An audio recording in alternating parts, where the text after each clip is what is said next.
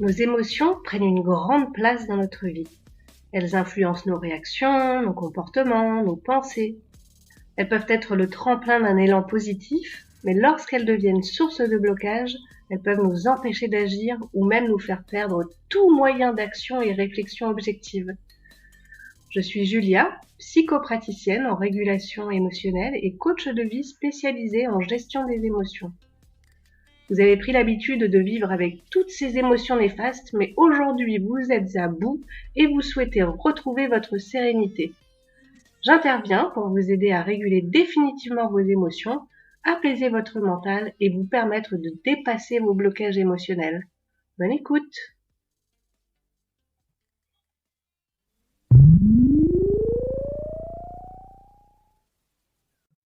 Quelle est donc la différence entre émotion et sentiment?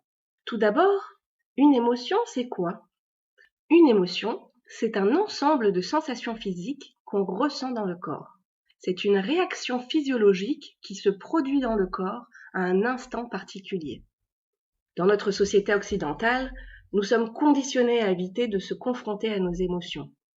Pense à autre chose, il y a pire, ça va passer, arrête de te morfondre. Se poser sur ce qu'on ressent est perçu comme un signe de faiblesse. Par ailleurs, les sensations peuvent être violentes, et pour éviter de se confronter à ces sensations désagréables, on intellectualise souvent nos émotions. Nous allons dire « je me sens déprimé » pour exprimer un état général au lieu d'exprimer les sensations présentes dans cette situation. Pourtant, il n'est pas question de mental quand on parle d'émotion, et il ne peut rien contre ce phénomène purement physique. Dès lors qu'on ressent un ensemble de sensations physiques dans notre corps, c'est qu'on éprouve une émotion. Ces sensations peuvent être des picotements, la gorge qui se serre, le cœur qui se soulève. Une émotion ne se nomme pas, elle se décrit à l'aide des sensations éprouvées. Alors on peut donner une signification ou expliquer une émotion. J'ai des papillons dans le ventre parce que je suis amoureux.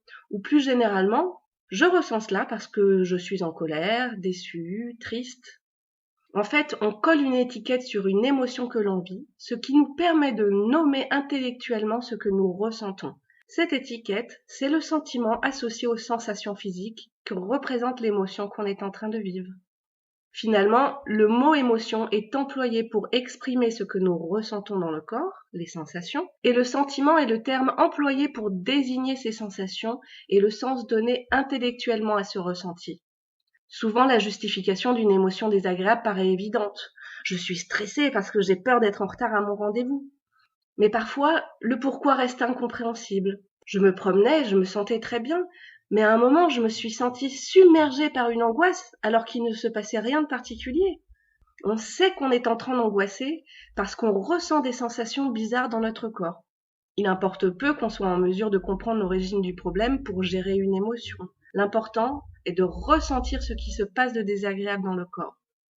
Je développe le sujet de l'émotionnel dans d'autres épisodes ou dans des épisodes prochains et je vous donnerai une méthode pour réguler vos émotions au moment où vous les vivez. Vous pourrez alors créer un apaisement immédiat de votre mental et reprendre les rênes d'une situation qui vous échappe.